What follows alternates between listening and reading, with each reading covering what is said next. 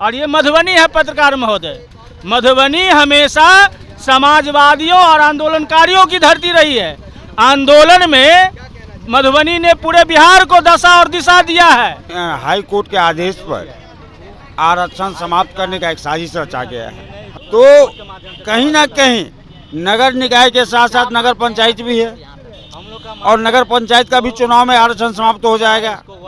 तो सरकार का जो मंशा है कि पूरे अति पिछड़ा वर्ग को आरक्षण न दे करके जो हमारी जनसंख्या है, मेरी जो आबादी है, उस आबादी के अनुकूल हमें आरक्षण चाहिए और जब तक हमारा आरक्षण बहाल नहीं होगा पुनः को रोटी दे करके अब फिर छीन लिया। 2005 में नीतीश जी भाजपा का सरकार था, हम लोगों को लागू किया, वोट हम लोग दिए और फिर उसके बाद इनका सरकार बना। ये किसी का भीख नहीं है, हमारा संवैधानिक अधिकार है जिसको भाजपा और आरएसएस मिल करके समाप्त करने का काम कर रही है। इसके खिलाफ हम अपना लड़ाई लड़ेंगे और अपने अधिकार को किसी को छीनने नहीं देंगे। वो केंद्र सरकार कोर्ट को भी अपना एक हथियार बना रहा है और हम जो अति पिछड़े हैं वो उसको और जो है समाज के जैसे अंतिम पंक्ति में थे उसी पंक्ति में वो हमको रखना चाहता है। और ये मधुबनी है पत्रकार महोदय। मधुबनी हमेशा समाजवादियों और आंदोलनकारियों की धरती रही है। आंदोलन में मधुबनी ने पूरे बिहार को दशा और दिशा दिया है। नमस्कार, मेरा नाम नेहा झा है और आप देख रहे हैं फ्रंटलाइन 24। अभी हम लोग समाहरणालय के जस्ट सामने यहाँ पे धरना प्रदर्शन किया जा रहा है, एक दिवसीय धरना प्रदर्शन वहाँ पे मौजूद है। इन लोगों से खास रूप से जानते हैं जो अति पिछड़ा वर्ग के, आप देख सकते हैं कि लिखा हुआ अति पिछड़ा दलित उपेक्षित आरक्षण बचाओ संघर्ष ये लोग कर रहे हैं यहाँ पे। तो हम लोग जानते हैं कि ये जो एक दिवसीय ये लोग धरना प्रदर्शन कर रहे हैं, ये विस्तार से जानते हैं कि इसका क्या कारण है और पूरा क्या रीज़न है इनका इसके पीछे। क्या नाम हुआ आपका? राजेंद्र प्रसाद। ये जो आप लोग अभी एक दिवसीय धरना प्रदर्शन कर रहे हैं, इसके पीछे क्या कारण है और ये अति पिछड़ा दलित उपेक्षित का जो आरक्षित सीट हुआ है इसके बारे में क्या कुछ कहना है? देखिए, सबसे पहले अभी तो हाई कोर्ट के आदेश पर आरक्षण समाप्त करने का एक साजिश रचा गया है अति पिछड़ा वर्ग का, लेकिन आज नगर निकाय के चुनाव में आरक्षण समाप्त करने की बात कर रहा है, तो कहीं ना कहीं नगर निकाय के साथ साथ नगर पंचायत भी है और नगर पंचायत का भी चुनाव में आरक्षण समाप्त हो जाएगा।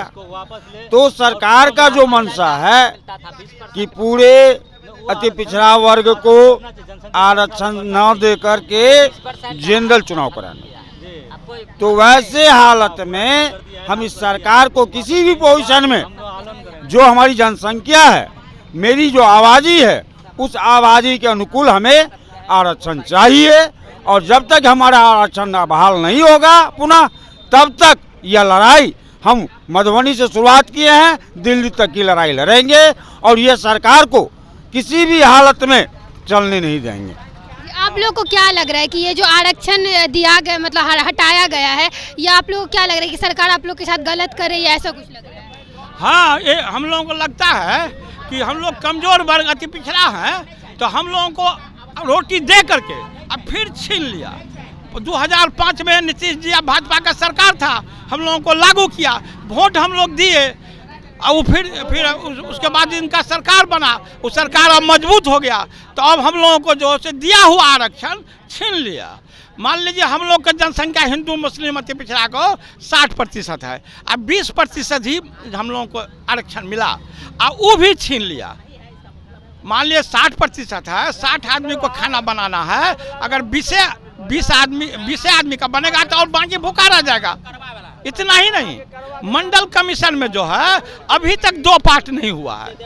मंडल कमीशन में केंद्र सरकार हम लोगों का 27% देता है, हम लोग कम से कम 20% अलग होना चाहिए, 7% पिछड़ा वर्ग और 20% अति पिछड़ा वर्ग। सो नहीं हुआ तो हम लोग का बाल बच्चे जो है केंद्र सरकार के नौकरी में नहीं जा पाते हैं, बैंक में नहीं जा पाते हैं, रेल में नहीं जा पाते हैं, एसपी वगैरह सब नहीं बन पाते हैं जब तक अलग नहीं होगा।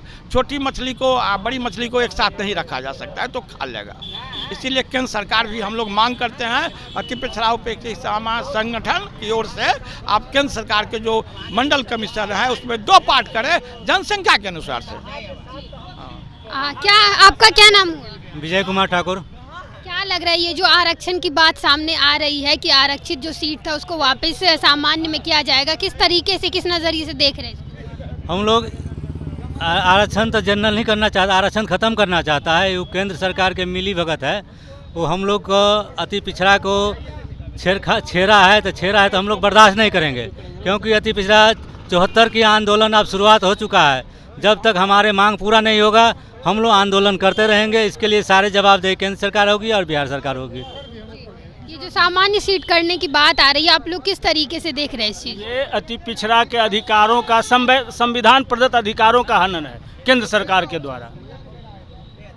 हम अभी आप लोग धरना प्रदर्शन कर रहे हैं, अगर क्योंकि पूरा फाइनल नहीं हुआ, अभी तक पूरा रिजल्ट नहीं आएगा क्या होने वाला है, तो क्या लग रहा है आप लोगों का मांग जो है वो पूरा हो? देखिए, सरकार ने अपनी मंशा सिद्ध कर दी है अति पिछड़ा का आरक्षण समाप्त करके।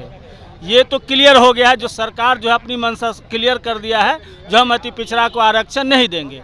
निकाय चुनाव में आरक्षण समाप्त किया, आज नगर निकाय में क्या है, कल ग्राम पंचायतों में करेगा, परसों फिर हमारे जो डिफरेंट सेक्टर नौकरियों में दिया जा रहा है आरक्षण, संविधान प्रदत्त है। ये किसी का भीख नहीं है, हमारा संवैधानिक अधिकार है, जिसको भाजपा और आरएसएस मिल करके समाप्त करने का काम कर रही है। इसके खिलाफ हम अपना लड़ाई लड़ेंगे और अपने अधिकार को किसी को छीनने नहीं देंगे। ये ऐसा क्यों लग रहा है कि ये भाजपा और आरएसएस का ही क्लियर काम? कट बात है ना, आपको पता होना चाहिए 2006 में बिहार में पंचायत राज और नगर निकाय चुनाव में जो आरक्षण 20% अति पिछड़ों का, मतलब 50% महिला 50% पुरुष किया गया था, जिसमें फिर उस महिला और पुरुष में भी जातियों के आधार पर अति पिछड़ा ये करके जो आरक्षित किया गया था। जैसे तो वो तो जब 2006 में ये लागू था, ये व्यवस्था बिहार में ही हम बात कर रहे हैं, 2006 में लागू था, तो फिर 2022 में क्यों समाप्त किया? उस 2006 में सुशील कुमार मोदी और नीतीश कुमार की सरकार थी, इस चीज़ को आप याद कर लीजिए। जो 2006 में सुशील कुमार मोदी उप मुख्यमंत्री हुआ करते थे, उन्होंने ही दिया। और आज कह रहे हैं जो जदयू ने हटा, नहीं कोई जदयू नहीं, कोर्ट आखिर किसके अधीन में काम करे? ये कॉलेजियम सिस्टम का है सारा चीज़। जब दुर्गा पूजा में सारा देश छुट्टी में था, माननीय न्यायाधीश हाई कोर्ट जो करोल साहब थे, उन्होंने छुट्टी के दिन फैसला दिया था। ये बहुत चिंता का बात है, ये सारा दोष कॉलेजियम सिस्टम का है। वो केंद्र सरकार कोर्ट को भी अपना एक हथियार बना रहा है, और हम जो अति पिछड़े हैं वो उसको और जो है समाज के जैसे अंतिम पंक्ति में थे, उसी पंक्ति में वो हमको रखना चाहता है। ये हम रहने वाले नहीं हैं। आगे आप लोग की अब क्या मांगे, आगे क्या मांगे? अब मांग तो हमारा है जो हम अपना आरक्षण ले करके ही रहेंगे, नो डाउट। और आज जो है, आज जयप्रकाश जी की पुण्यतिथि है और रामविलास पासवान जी की भी पुण्यतिथि है, वैसे दिन में हम धरना पर आगाज किए हैं। और ये मधुबनी है पत्रकार महोदय, मधुबनी हमेशा समाजवादियों और आंदोलनकारियों की धरती रही है। आंदोलन में मधुबनी ने पूरे बिहार को दशा और दिशा दिया है। तो आज मधुबनी में पहला दिन धरना है, और पटना में सभी अति पिछड़ा के प्रबुद्ध लोगों का, सामाजिक कार्यकर्ताओं के गांधी मैदान के गांधी जी के मूर्ति के पास जो बैठक चल रही है। तो ये लड़ाई है, आगाज हुआ है तो अंजाम तक जाएगा। ललन कुमार मंडल। तो आप लोग जो ये धरना प्रदर्शन कर रहे हैं, सामने जो बात आ रही है सामान्य सीट होने की, क्या लग रहा है, किस तरीके से देख रहे हैं, और आप लोग को क्या लग रहा है कितना ज़्यादा आप लोग के साथ ये नाइंसाफ़ी हो रहा है? हम लोग के साथ पूरे का पूरे नाइंसाफ़ी हो रहा है।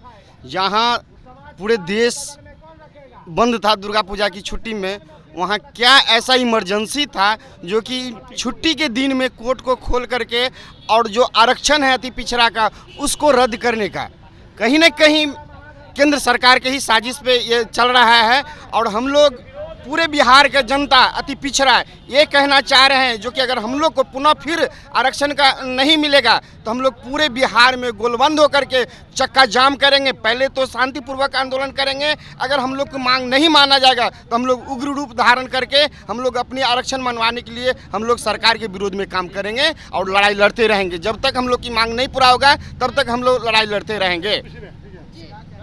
तो आप लोग देख रहे हैं कि यहाँ पे जो है वो धरना प्रदर्शन किया गया है और यहाँ पे जो आरक्षित सीट जो था, पहले नगर निकाय का जो चुनाव होने वाला था, हम लोग जान रहे थे कि चुनाव जो आने वाला है उसमें जो आरक्षित सीट अति पिछड़ा वर्ग को दिया गया था और वापस उसको सामान्य किया गया जैसे कि कोर्ट ने जारी किया था। तो उसी के क्रम में ये लोग यहाँ पे धरना प्रदर्शन कर और इन लोग का कहना है कि अगर हम लोग की मांग वापस से सीट को आरक्षित नहीं किया गया तो हम लोग आगे जाएंगे और अभी शांतिपूर्ण तरीके से धरना प्रदर्शन कर रहे हैं। अगर हम लोग का मांग नहीं पूरा होता है तो हम लोग आगे जाएंगे और उग्र तरीके से जो है वो धरना प्रदर्शन करेंगे जब तक हमारी मांग पूरी नहीं होती है।